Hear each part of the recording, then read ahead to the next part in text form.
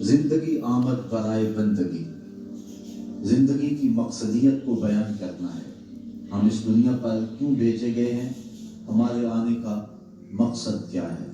کارخانہ قدرت میں کوئی ایک چیز بھی ایسی نہیں ہے کہ جو بے مقصد پیدا کی گئی ہو۔ اس کی تخلیق کا کوئی نہ کوئی مقصد ضرور ہے، اور جب تک وہ چیز اس مقصد کی تکمیل کرتی رہتی ہے تو اسے عزت دی جاتی ہے۔ جب مقصد پورا کرنا چھوڑ دے تو اسے کوئی عزت اور کوئی تکریم نہیں دی جاتی۔ یہ مائک ہی ہے، اس کا مقصد ایمپلیفائر تک آواز پہنچانا ہے، اور اس کے ذریعے سے یہ آواز آگے آپ تک پہنچ رہی ہے۔ لیکن اگر یہ کسی فنی خرابی کی وجہ سے اپنے مقصد تخلیق کو چھوڑ دے اور یہ ایمپلیفائر تک آواز نہ پہنچائے تو پھر اس خوبصورت جگہ پر اس کو سجایا نہیں جائے گا، اس کو یہاں سے اتار کر کے کباڑ خانے میں پھینک دیا جائے گا۔ یہ اب بہت قیمتی ہے اور بہت اچھی جگہ پہ اس کو مرتبہ دیا گیا۔ آب و دانہ بند نہیں کرتا، سورج کو حکم نہیں کرتا کہ اس کے آنگن میں روشنی نہیں پھیلانی، چاند کو نہیں روکتا کہ تیری کرنیں اس کے بیڑے میں نہیں۔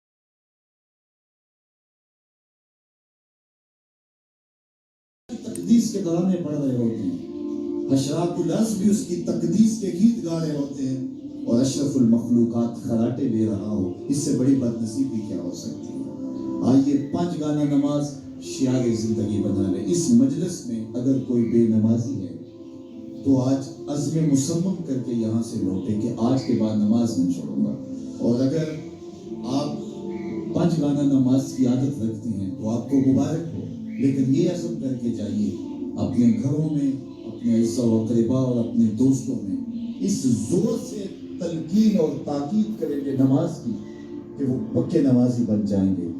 بندہ بندگی سے سجتا ہے، زندگی آمد برائے بندگی، زندگی پہ بندگی شرمندگی۔ اگر زندگی میں بندگی نہیں تو زندگی کے پلے ہے کیا؟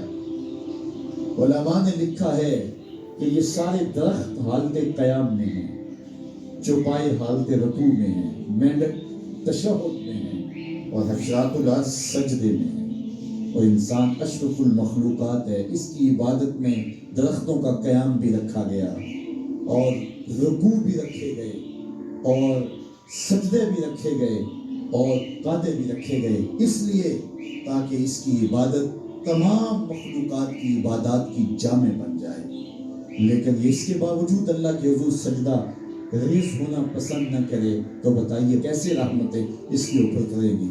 खुश नसीब तो वो हैं जो 5 गाना नमाज अदा करने के बाद तहज्जुद भी कज़ा नहीं होने देते, सजदों से अल्लाह के हुजूर हाजिरी पेश करते हैं। सबसे ज्यादा बंदा अल्लाह के उस वक्त करीब होता है जब सजदे में सर रखा हुआ होता है। इंसान के अशरफ आज़ा उसके सर में है, बोलने की कुव्वत जुबान सर में, देखने की कुव्वत आंखें सर में, सूंघने की कुव्वत नाक सर में, चखने की कुव्वत जुबान सर में, सुनने की कुव्वत कान सर में, सोचने की कुव्वत दिमाग सर में, और सर मालिक के दर पे।